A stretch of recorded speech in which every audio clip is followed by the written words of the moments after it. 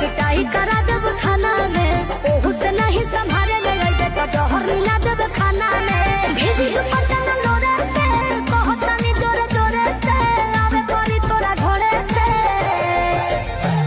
बर्बादी होई बाकी शादी होई मोर तोरे से। बर्बादी होई बाकी शादी होई मोर तोरे से।